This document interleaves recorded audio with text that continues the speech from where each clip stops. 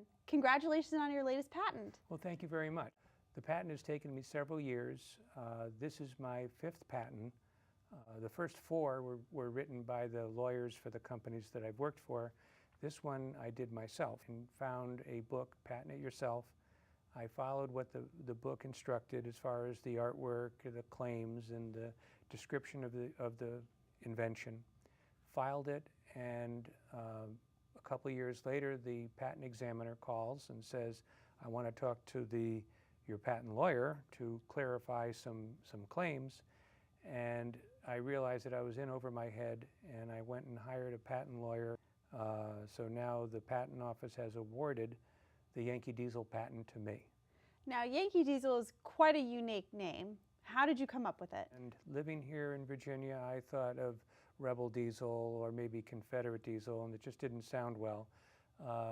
And then I went back to my roots, which is Connecticut, and I came up with Yankee Diesel. So I went online and looked for yankeediesel.com. It's available, so I took it.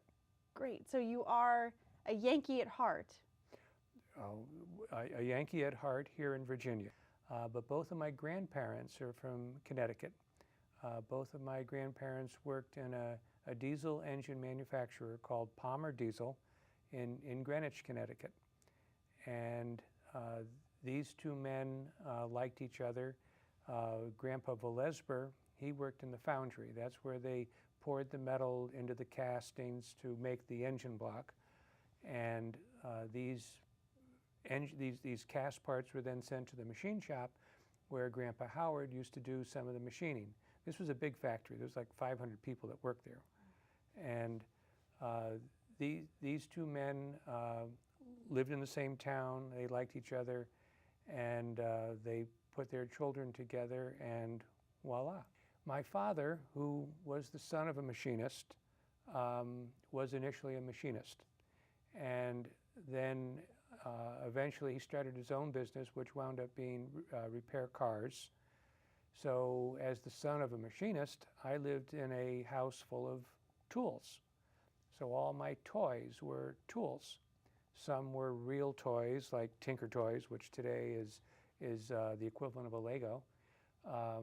But mostly tools. And then as I got older, I played with cars. And then as I got older yet, I went off to college to study engineering. I wound up working, doing research for the federal government on nuclear power.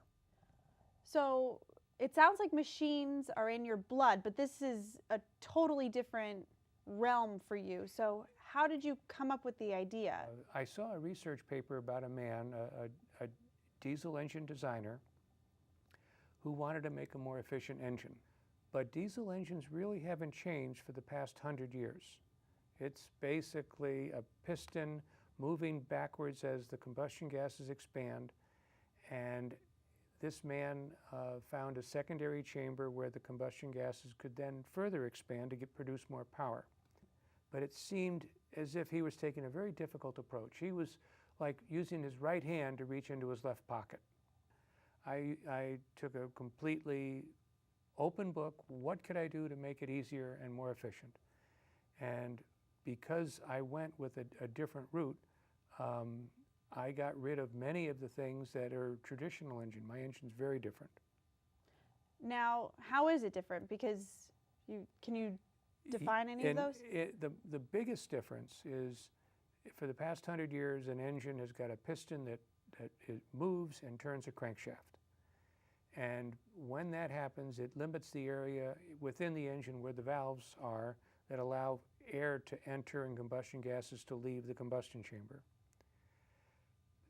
I looked at that and said, gee, wouldn't it be swell if the combustion chamber reciprocated and the piston were almost fixed? And it doubles the area where I can put valves. It completely turns things around. It gives me an opportunity to put a supercharger right next to the combustion chamber to let the compressed gases get into the combustion chamber, and it provides a complementary volume, a mirrored volume on the opposite side of the supercharger to allow the combustion gases to expand. So it sounds like you've thought through everything, but what is next? for Yankee Diesel?